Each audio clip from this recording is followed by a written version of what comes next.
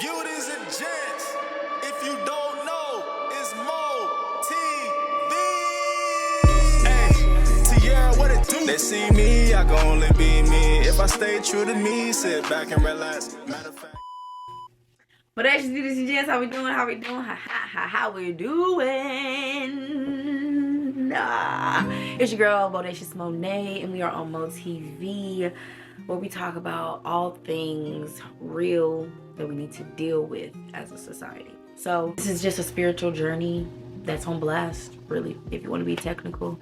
I am showcasing myself from the inside out, and I don't give a damn what somebody else say, just personally. The topic of conversation that I want to talk about is love, but to be a bit more specific and not so broad. Love in the aspect of, like, what is it, the expectation of it, and the way that it should be looked at in all relationships, platonic, romantic, and stranger. And there's a standard for that. So I think it needs to be addressed, because the word gets used too loosely, and it gets a bad rep because people don't know what they're doing. So we need to talk about it. Before we get started, y'all already know, if anything resonates with you, let it be low, let it be no. If you're somebody that doesn't want to have your name attached to your opinion, NGL, let me know. Submit anonymous opinions, statements, facts, weird things you just want to get off your chest. I do read those. I'm gonna plan on doing that twice a month minimum, and I upload videos every Friday, so let's make sure that we are staying tuned. But yeah, let's get into it. Okay, so one, I have my notes on my phone, so if you see me looking down, mind your business, or looking off for a second. I'm gonna try to edit it out, but sometimes I talk and I catch myself in the midst like that, you know. So yeah, I grew up on both sides of my family. No one really knew how to communicate once emotions were involved. Once somebody got upset, once somebody was in their feelings, whether they were crying, upset, or whatever, people just did not know how to navigate emotion, and the conversation was always shut down. So I was not able to actually explore communicative tactics when I was upset for a long time. But I guess I want to know first from you, what is love to you? Take a moment and to comment down that below. What is love to you? How do you define love? I'm listening. The way that God talks about love is it's graceful, it's patient, it's kind, it's understanding, it's forgiving, and I feel like and it's not conditional. And I feel like if you're one of those people that once you get upset, the way you come towards me or act with me is different, and you say you love me, you don't love me, because that was conditional. If the way that you interact with me is based off you being in a good time with me, do you really love me? Are you receptive to me when I'm talking to you when you're upset? I didn't know how to always be patient. I've dealt with learning how to be that, but I didn't always have it either. So once I learned and I was aware of the flaws that I had, I needed to work on that, because you can't attract anything that you haven't worked on. You're gonna only attract what you have within. And I wanted patience, so I had to work on mine, and then I got that once I worked on mine. And I think once you have a standard for what love is supposed to be in your life, then you have a funnel and a filter for what you accept, both platonic and romantic. I guess my next part two or question from that is, how do you know you love somebody? How do you know when you're in love or when you love somebody? And I'm asking you guys these questions because whatever question you want to answer, comment down below. But these are also questions that I feel like people don't ask. People only ever say, oh yeah, I love you. But do you ask your partner, why do you love me? Why do you put up with me? Or what value am I bringing to your life? What light do I shine? Who am I for you? You have to ask those things. Because if you don't know what your partner wants or is looking for or is needing from you, you're just going to continue to be what you feel like is the best version of yourself. And sometimes we need that person to reflect on us and show us where we're flawed and to help us be better, because we're meant to be helpmates. For me, I know it's love when I pray for your spirit.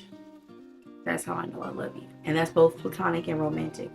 And when I say love, I don't just mean I have a high like for you or I love being around you in good times. I mean, I choose to be around you. I choose to work in our relationship. And the way that I love in our friendships and relationships are the same. It's just on different levels. But the intensity, and I'm gonna give effort. We gonna talk about the hard shit. You're not gonna run away from nothing. You're gonna face the mirror in the same way I would do that for you. I'm expecting you to do that for me. I'm expecting you to hold me accountable. I'm expecting you to tell me the things that I need to hear when I need to hear it. When you see it, call it out. I'm expecting us to push each other to be better. It's not love if you are allowing me to stay stagnant. We're supposed to grow and evolve and learn at all times. And if I'm not doing that in this relationship and you don't think I need to, or you're not pushing me to, do you love me? Because self-love is the standard of love.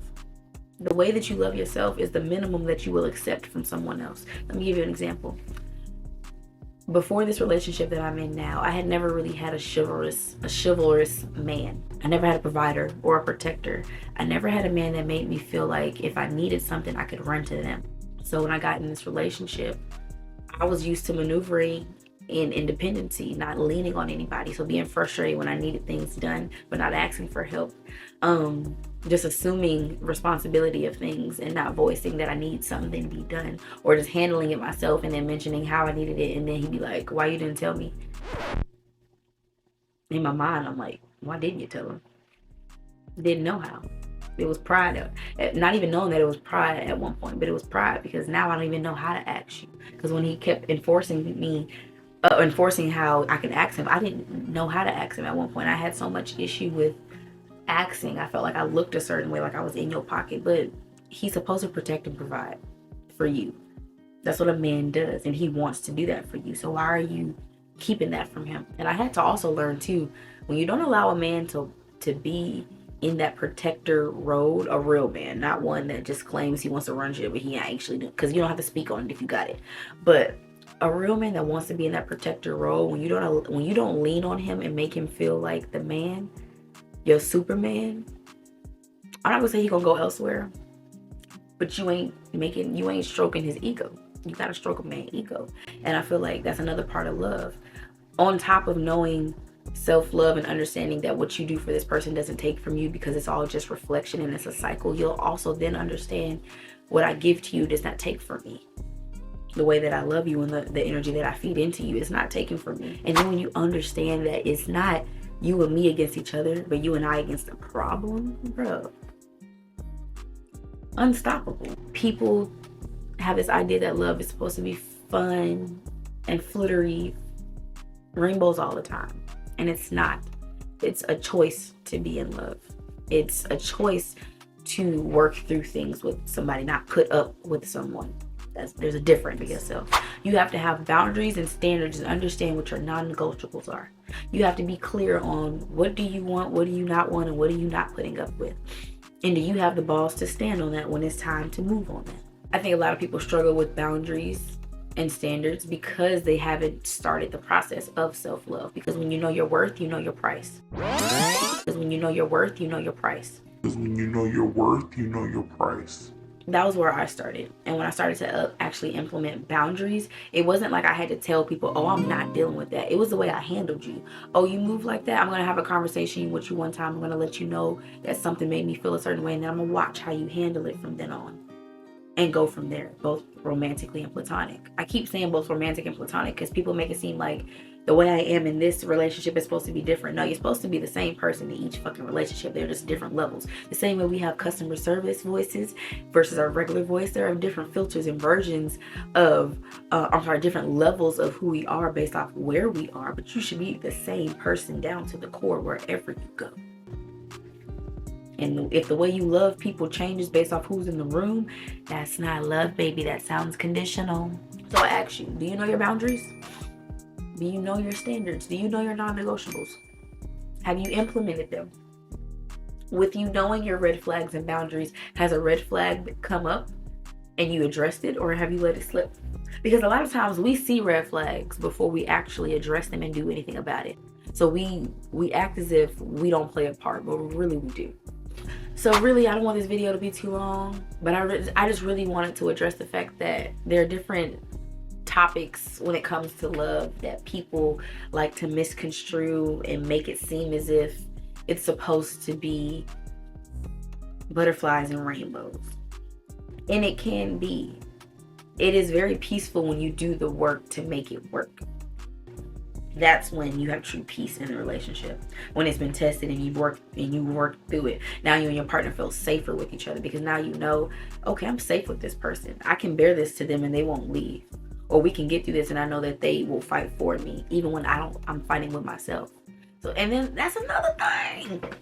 Sometimes in a relationship, it's not 50-50. It's not 100-100. It's a ratio. Sometimes your partner is not going to give what they usually do, and sometimes they're drained. Sometimes they're tired. Sometimes people just, life be life, and then people just don't give at the level that they need to. You have to be a partner that is understanding enough to, one, grant them grace and give them what they need in a time of reset.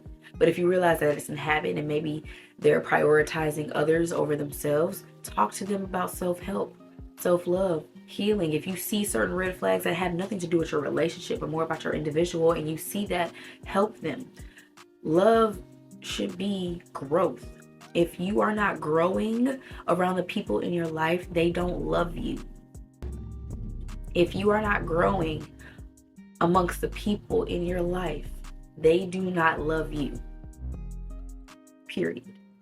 Last question, you let me know, out of all of this, is your definition for love different, or has it changed at all since this conversation?